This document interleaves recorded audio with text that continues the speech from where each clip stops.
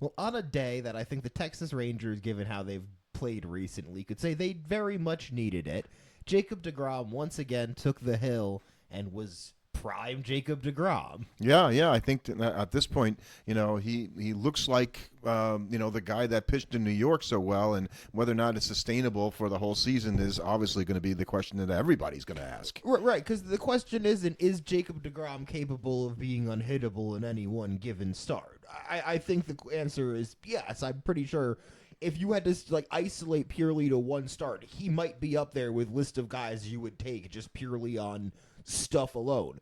The issue is okay, well, that one start might be in May, and you might not see him again after that. What is good, I think, about the way that he's pitching is it's a little different. He still can get up to 100, right? And he does that, but he's not doing it as much. And he even has been known to say now that he is, trying to pick and choose his spots where he goes for that maximum velocity, just because he acknowledges that there's wear and tear on the old arm.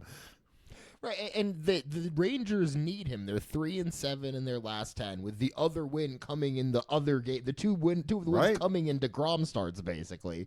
So really, they've only been winning his games at all. So they need him to go out there and be a stopper, because they were cruising along until this recent kind of rough patch, and now, well, the Mariners have sorted a righted ship, which is impressive given some of their pitching injuries. A lot of pitching injuries. And they're hitting. I think that's the big thing. The thing that you've been hoping is Julio Rodriguez is hitting and Cal Raleigh is hitting. Would you have thought in the AL West that the Rangers would be a pitching team and the Mariners would be a hitting team, right? You're not going to think that at the end of the season probably, because it should sort of revert.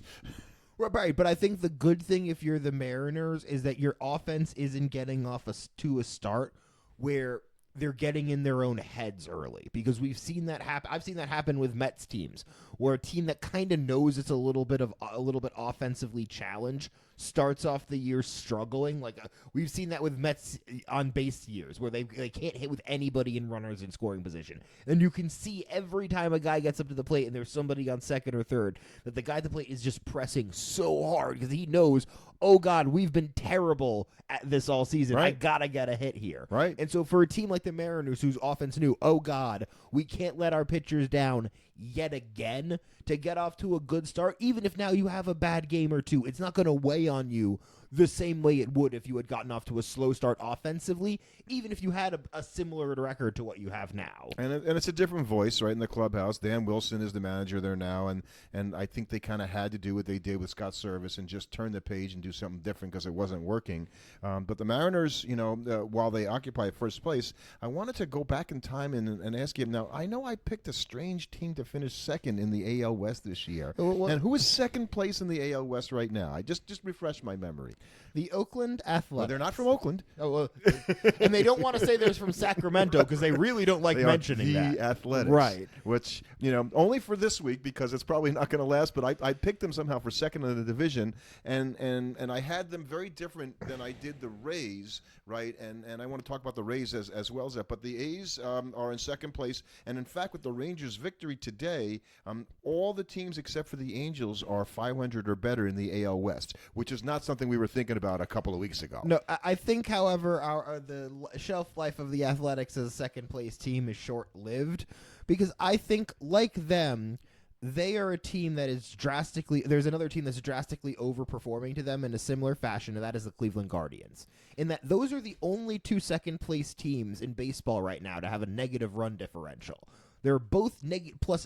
They're both. But that's the way the Guardians roll. Right, well, they're negative 23. Yeah. The Athletics are negative 22. Their expected win-loss ratio, their expected win-loss is 15 and 19 for the Guardians and 15 and 20 for the Athletics. So they've both found a way to win a bunch of games that they probably should have lost. And I imagine you'd probably suggest that the Guardians have a better chance of holding on there than the Athletics do. Especially because the Guardians get it done generally with pitching and good defense. And it's not that the Athletics don't have good pitching or good defense, but they play in a stadium that is just it is so tiny. Balls fly out of that place, and that is an offensive cold streak with a downturn in pitching away from a nightmarish stretch of games. And the last thing I'll say about the A's, though, is that I like the way they're bringing up a lot of these young players.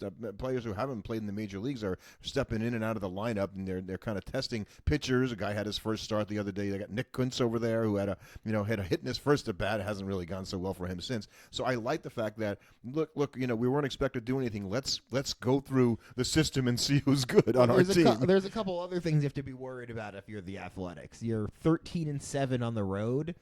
That's not something that's likely to hold up over the course of a season for you to be that much better on the road the entire way. And to your point there, 6-9 at home, so the home advantage that you thought would be, maybe something that they could sort of leverage, and they know the ballpark. Nobody else knows the ballpark because pro teams haven't played there. Well, that hasn't really gone according to plan. I think even more concerning if you're the Athletics, you're 4-9 against teams that are over 500, which means you've played not a lot of teams that are actually pretty good. You've probably gotten kind of lucky and gotten. I think they saw the White Sox a couple of times already. Right. It's the kind of thing where it's like, oh yeah, you got to play the White Sox and the Rockies, the White Sox twice and the Rockies in a series. Well, no wonder you look way better than you better actually do it there. Exactly. You could clean up over those 9 games. But you talk about their away record, and if you jump over to the American League East, you've got the Tampa Rays, the Tampa Bay Rays, and they are a couple of games under 500, which nobody's necessarily surprised about that. But what is interesting is they've played 22 games with today's game. I think it might have gone final at home, and only 12 on the road, and that's because Tampa is concerned without having a roof, and they always played in the dome until this year.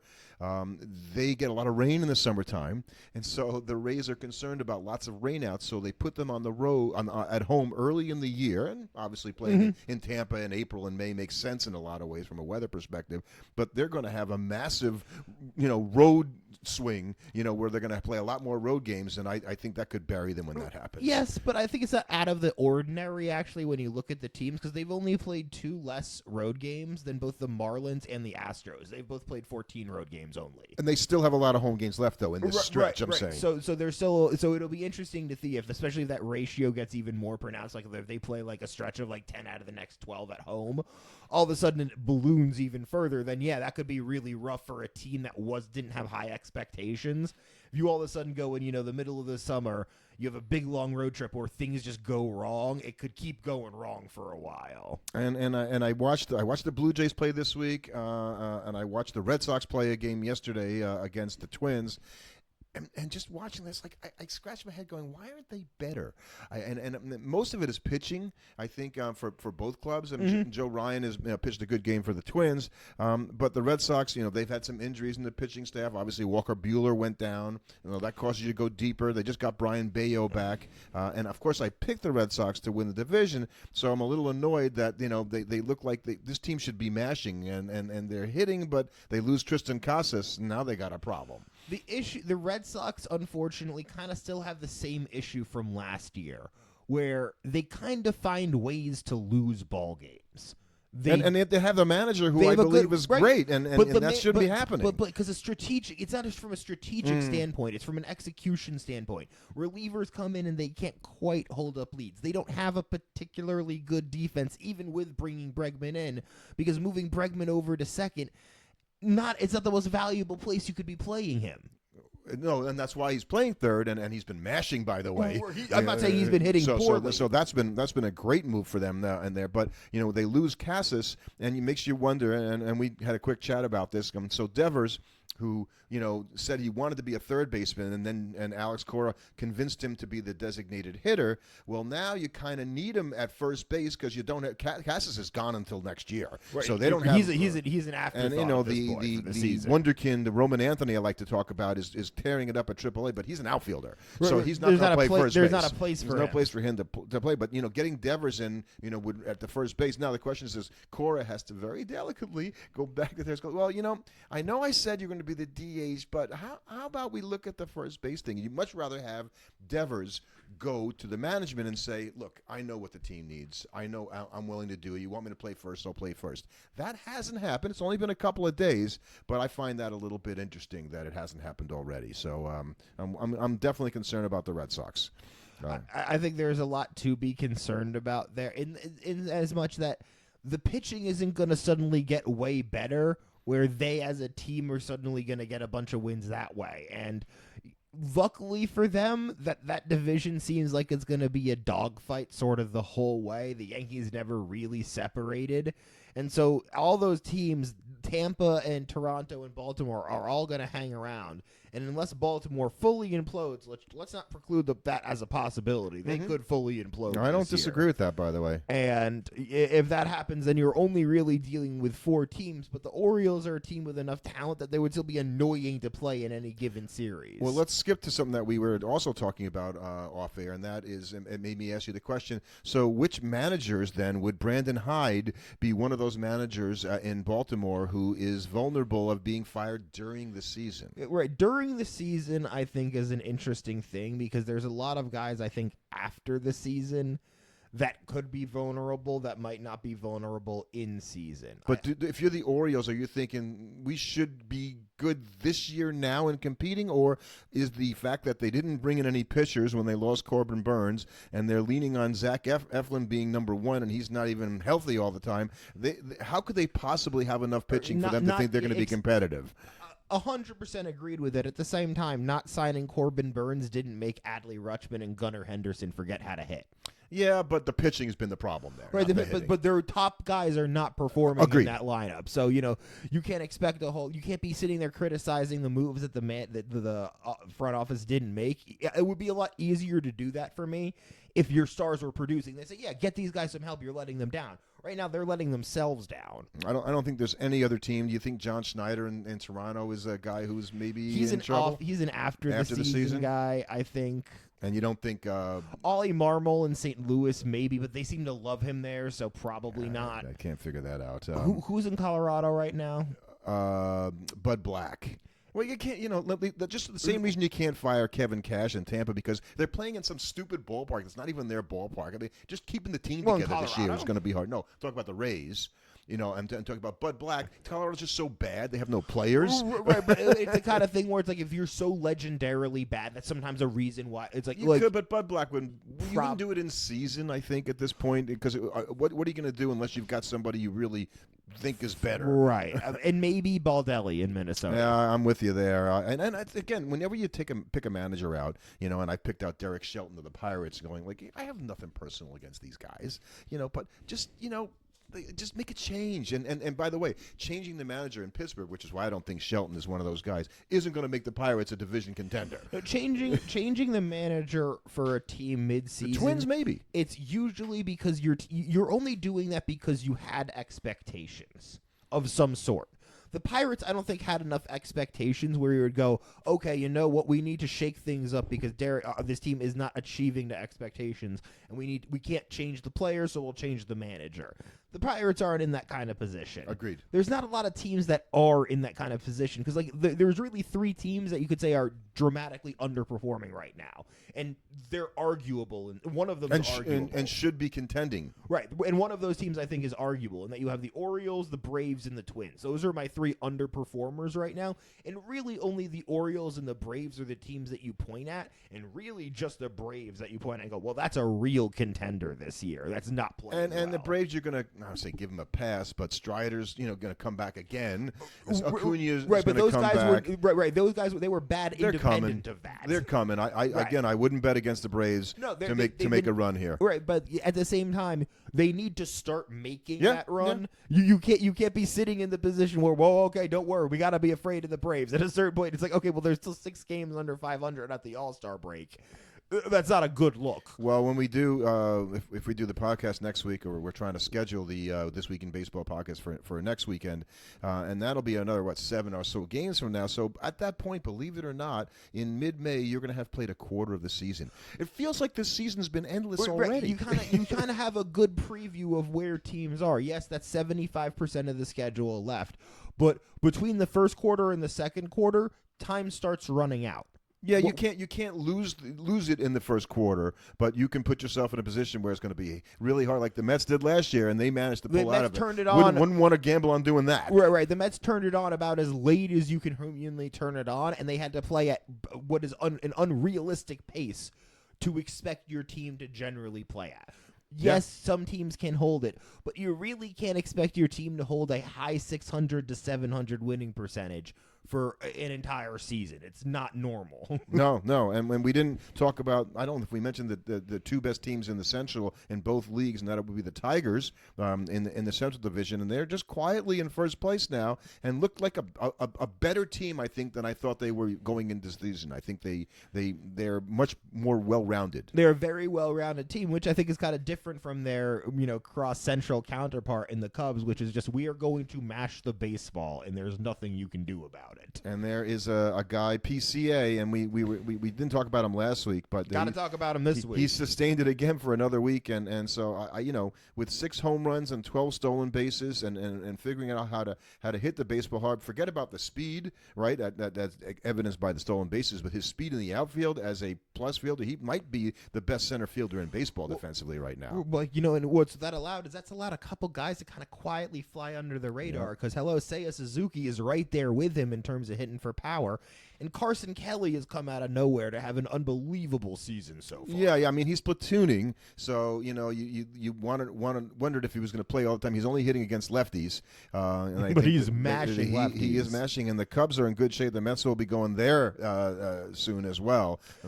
Now they did have a bit of sadness creep in here this Sunday as they lose 4-0 to the Brewers, but much more concerningly, Shoto Imanaga left in the 6th inning with a hamstring strain. Yeah, and that's not good for any player, but a pitcher in particular. And especially for a Cubs team that was already a little light on pitching. A little light without Justin Steele. It's a lot light. Right now they've gotten great pitching from guys you wouldn't have expected this season. I don't think anybody expected Ben Brown or Jamison Tyone or Matt Boyd to be having the seasons that they're having so far.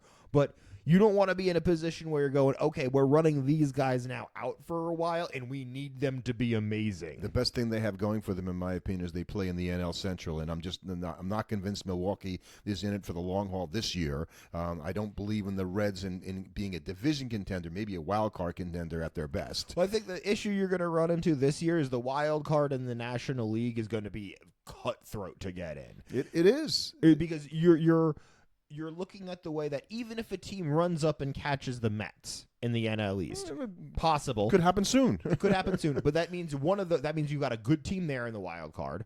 You've got probably 2 to 3 good teams in the wild card in the NL West. Well, there's some people that are saying they're going to have 4 playoff teams out of that division. Right, you could be looking at 5 teams in the wild card in the wild card race from those 2 divisions before you get into whatever team is trailing the Cubs right now. So it could be really hard in the Central if you're not able to do something about your record if you're not named the Chicago Cubs. So we had some unusual goings on this weekend. This week in baseball. One was that the fan who fell out of the stands in Pittsburgh this week onto the field, and that happened after Andrew McCutchen hit a 2 RBI double to give the Pirates the lead. And I guess he was jumping up and he was very excited, and he flipped right over the bar onto the field. He apparently is recovering slowly, but it looks like serious injury. Going to be okay, and you just obviously I hate to see something like that, but it was shocking because you don't see anything like that. I can't remember seeing that happen in baseball, to my knowledge, and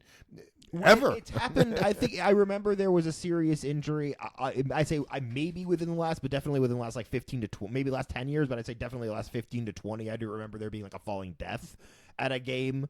On the field? Not on the field, but in the stadium. Right. No, on the field is the weird thing. On the field is the weird thing, but for the most part, because there's not a lot of places where there's enough of an overhang on the field for something like that to happen. Yeah. There's not if I think about in Citi Field, there's really not a lot of places where you could do that. Yeah, and it's a ballpark that I said I've been in before in PNC Park, but never watched the baseball game there. We'll talk about that another time. The Yankees managed to sort of hang in first place, like you said. They haven't really separated themselves. Judge and Goldschmidt have been amazing. Judge has been Kelly Franco was talking about when you're watching Judge, and I think she's right that you're watching a Hall of Famer play in the prime of his career, and so that 20 years from now you're going to tell your kids, I remember. I watched that Aaron Judge. He was a big guy. Talk about him like Mickey Mantle and Joe DiMaggio. He's that kind of player. I think so. And every time I if I'm watching a Met game, we go to commercial, I check the Yankee game and see what's going on. And if I see Judge, come to the bat, I'm stopping, and I'm gonna watch. I just got to watch the guy hit every time he comes up. It's compelling. Right.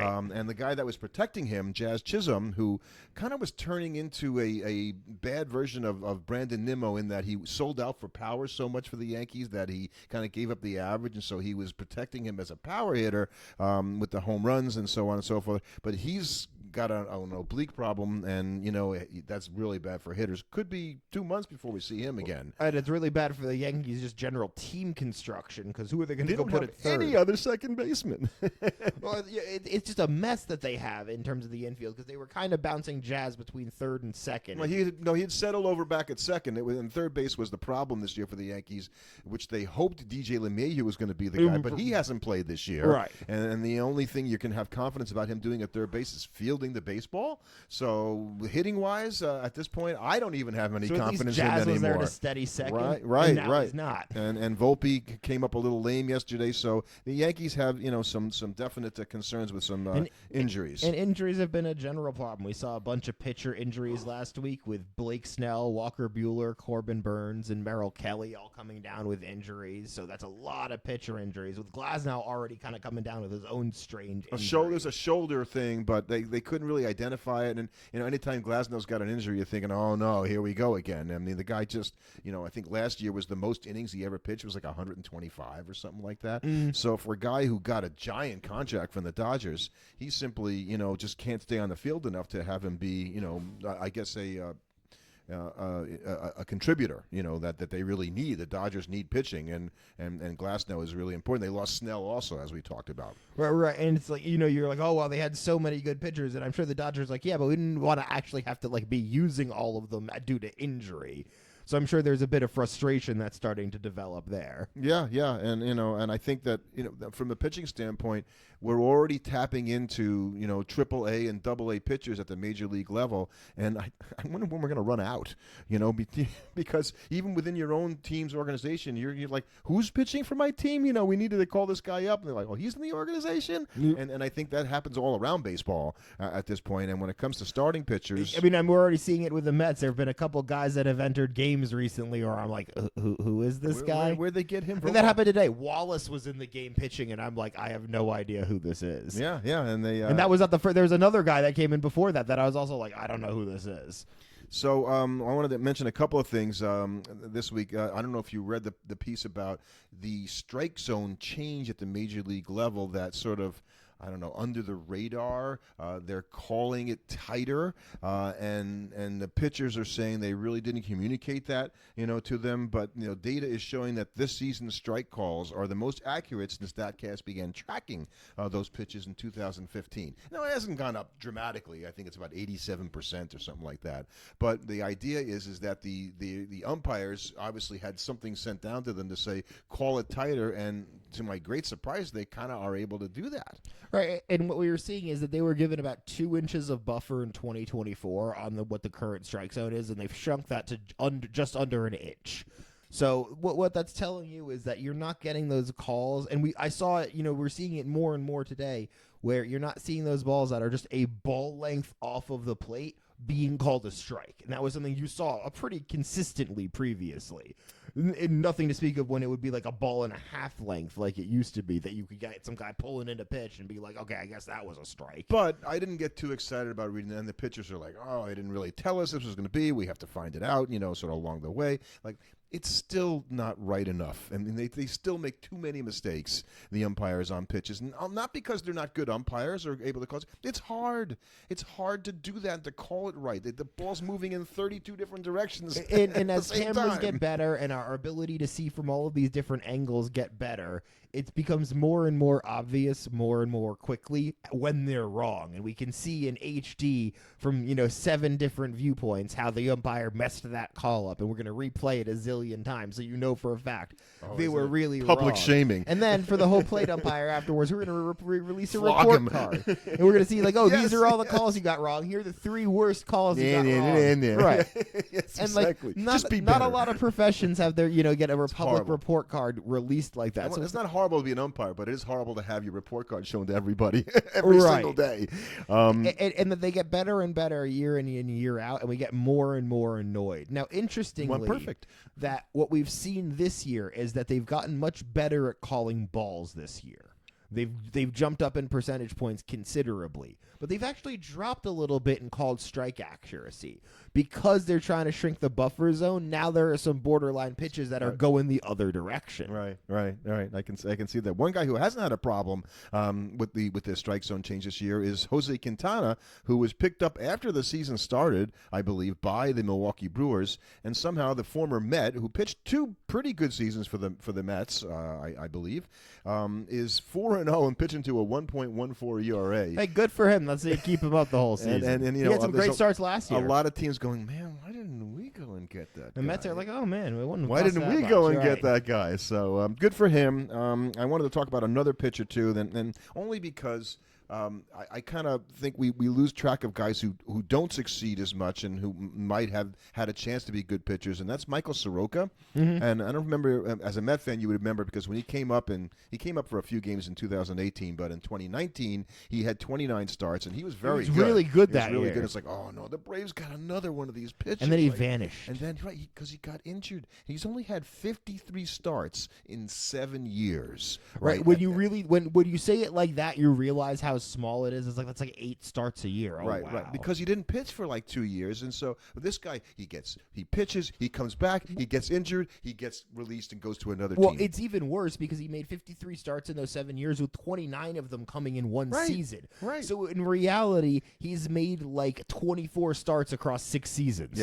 Yeah, and so I root for a guy like that because I can only imagine what kind of dedication it takes for him to continue to do that without quitting. Going every time I try to come back, and he's still relatively young by pitcher standards, or by player standards, in his early 30s, and I don't know that it's going to work out for him, right? I don't know that, but he keeps climbing the mountain. He keeps trying, and that's the little story we don't really see when you see a guy take the mound. Going, oh, and if he has like a good start, everybody will go, that's the guy we thought he was, and all that stuff. And then he's got to do that for like 2 years now to get people to really believe that he's healthy enough to be able to sustain To get a it. contract. I hope it happens for him, because now that he's in the AL West, it can happen for him. I respect that, that trying to come back again and again. So I want to turn to one other quick subject, and I wrote about team captains this week, and I don't know what got me on baseball team captains. I think I saw Salvador Perez, and he was wearing the C. He's been the captain for the Kansas City Royals for a few years now, and who did he follows somebody as captain actually in Kansas City? Mike Sweeney. Mike Sweeney, and so Aaron Judge was named captain after the 23 season, and the Yankees have quite the tradition of team captains, Derek Jeter being the one that I remember most recently, and so they didn't have a captain for a couple of years. And the other captain was surprised me, actually. It's Marcus Semien of the Rangers. And I don't really know. I guess he's been there probably longer than I think, because we remember him when he played for Oakland and then Toronto. And all that, so he's bounced around a little bit. But those are the only 3 team captains, and so I started like, oh yeah, why are there only 3 captains, and what like who is into captains? The Mets always seemed like they were kind of into captains, because But they're really not. They're really not. They've had a few in their history. Some teams have never had a captain. Right. And then there's the Red Sox, who have had 21. Yes. Being a captain, and now obviously teams that are around longer have more captains. Let's not beat around the bush here. The team in second, the Yankees. The team in third, the Reds. So obviously 3 of the original franchises that have been around the longest have the most captains, which just makes sense. But the captain thing strikes me oddly, because before the modern era and before 1900, the captain was the guy that could actually talk to the umpires, and the manager was the guy who was supposed to sit on the bench and keep his mouth shut. So it wasn't the way that it was, and so they would actually be the ones on the field. Well, that's why the rate of captains has shifted down right, because the considerably. captain was an important player before then. You don't really need a captain now. It's mostly ceremonial. But both the Red Sox and the Yankees didn't. Well, the Yankees started as the Highlanders, but didn't start playing until the modern era. The Yankees came through Baltimore to get there, and so you would think it would be other teams that had like goings on in the 1880s and 1890s that had these captains,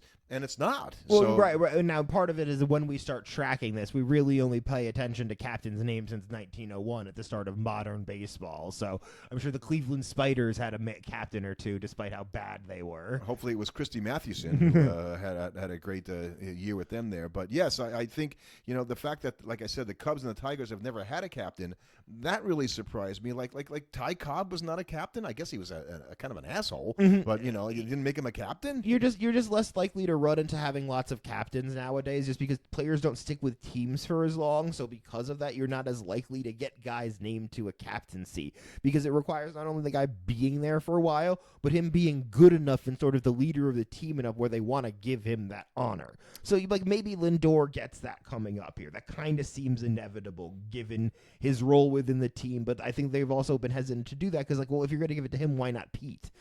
Well, actually, I would give it to Nimmo before I'd give it to Pete, believe it or not. Right. But regardless, I think that for the most part, as much as cool it is, I think it's the kind of thing where it's kind of a trivia thing. I don't see how it hurts if you think that there's somebody in the clubhouse that people would want to go to and talk to that's not the manager or not the general manager, just to talk about what's going on with the team without making a public, standing up in the middle of the locker room and doing something like that. So, and made me think, I think I wrote something about how the Cubs, you think when Ernie Banks came through the Chicago, Ernie would have been the captain? Well, yeah, the problem is he was an African-American guy, and they probably weren't naming those guys captains.